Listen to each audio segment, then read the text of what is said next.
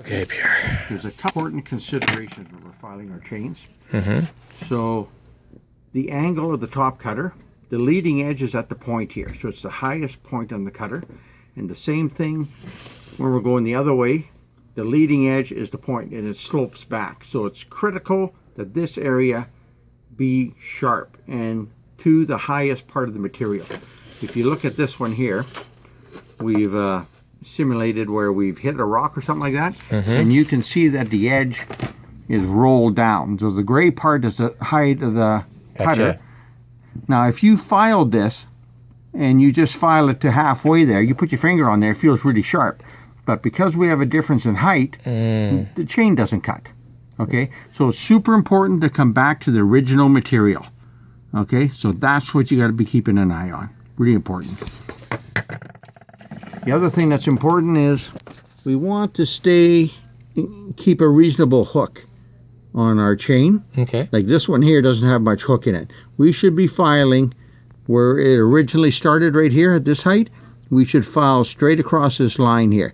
So this gentleman is filing way too high. Okay, so we should be dropping that down so we get a better bite. Okay. Okay. Now so this is important. And the other thing we're going to do, we have a line on the top of the cutter, which is called the witness line. Okay, that's the angle that we want to follow. Yeah. Okay, we discussed the height when we're freehanding. When we're using a file guide, we don't freehand. So the cool thing is the cutter slides across the top plate. We always get the correct height. Right, so you won't get that problem where you don't have it grooved properly. Exactly, or too deep. We have a problem with both ways. People file down too deep and then the cutters break. The chain breaks through the cutter. There. So you can see that we are down a little bit lower on this one now. And like I said, we want to maintain a real clean edge across the top here and the side. That's the trick to filing. Okay. Now adjusting the rakers. Do you worry about that? On these bigger chains, we're going to file the rakers about every 25 to 30%. So that way we can optimize the height difference here. Okay. As you see on this cutter, it says 25. Right. That's 25 thousandths of an inch from here to the top of the cutter. Okay.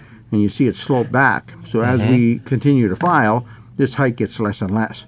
So we get less of a bite. So technically on these bigger chains, we're going to want to file our rakers minimum 3. 2 would be super minimum, but at least 3 times the life of the chain if you want to optimize it. So keep your rakers at the correct height and don't file them too low.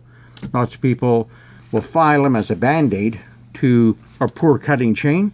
They'll file the rakers off, you know, and then it works a bit. But if you ever filed it correctly, the chain would be far too aggressive to cut. It just wouldn't work. Gotcha. So witness line, and this witness line is about 25 degrees. Okay. Okay. And the new file thing is we used to file up at 10 degrees. We don't do that no more. Now we're filing at 90 degrees to the bar. No 10 degrees up anymore. Okay. Okay. Maintain this witness line. We file to the point on all the cutters, and then we'll turn it around and we'll file this side. And try keep your cutters the same length. You see, like this one's quite a bit longer than that one. That can pose a problem where it'll want to cut in an arc. And it always cuts to the sharp side. So if it cuts that way, all your cutters on the left hand side are sharper. So if you're looking for a problem, you're going to be looking on the right hand side. That's it.